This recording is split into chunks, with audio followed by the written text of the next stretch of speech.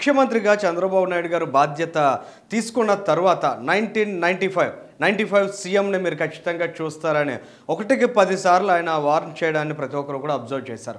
కేవలం మాటల్లోనే కాదు చేతల్లో కూడా ఆయన తనదైనటువంటి శైలిలో ముందుకు వెళ్తూ ఉండడాన్ని కూడా మనం గమనించగలుగుతున్నాం. ముఖ్యంగా ప్రజాప్రతినిధులు ఎవరైతే ఎన్నికవుతారో వాళ్ళు ప్రజలకు అందుబాటులో ఉండాలి అనే దాని మీద చాలా క్లియర్గా ఉన్నారు చంద్రబాబు నాయుడు గారు. ఆ ఆస్పెక్ట్లో ఏ ఒక్కరిని కూడా ఉపేక్షించేది లేదనే విషయం మీద చాలా స్పష్టతను ఎప్పటికే ఇస్తున్నారు. దానికి సంబంధించి కాస్త గట్టిగా కూడా తన స్వరాన్ని వినిపించే ప్రయత్నం చేస్తున్నారు. వాళ్ళు చూసినట్లయితే మనం మొన్న వాసంశెట్టి సుభాష్ గారు మంత్రిగా ఉన్నారు.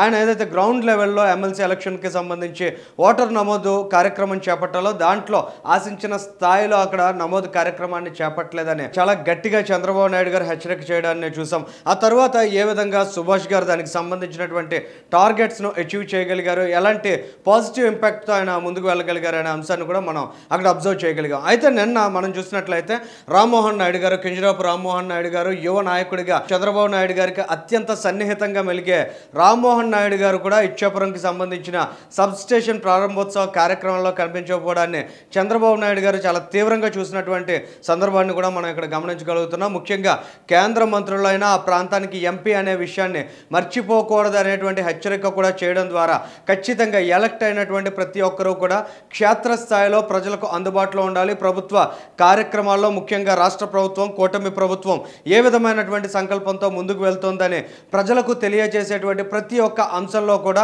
ప్రజాప్రతినిధుల పార్టిసిపేషన్ కనిపించాలనే దాని మీద చాలా బలమైనటువంటి ఆలోచనతో చంద్రబాబు నాయుడు గారు ఉన్న విషయాన్ని కూడా మనం గమనించగలుగుతున్నాం. రామ్మోహన్ నాయుడు గారు అక్కడ ఉండకపోవడాన్ని చూసిన చంద్రబాబు నాయుడు గారు వర్చువల్గా పాల్గొనాల్సిన అవసరం ఉందనే విషయాన్ని కూడా గుర్తు చేశారు. ఈ విధంగా ఏదైతే జగన్ ప్రభుత్వంలో చూసినట్లయితే ప్రజాప్రతినిధులు ఏ విధమైనటువంటి అరాచకాలు సృష్టించినా, ఎంత దారుణంగా ప్రజలను హింసించినా కూడా ఎక్కడ ఆయన స్పందించకపోవడం, ఆయన నోరు మెదకపోవడాన్ని ఆ రోజు మనం అబ్జర్వ్ చేసాం. కానీ ఇవాళ పరిస్థితి పూర్తిగా మారింది.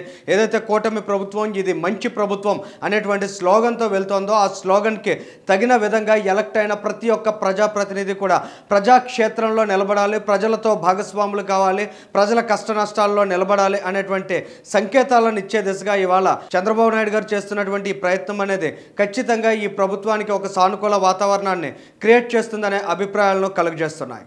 Thank you.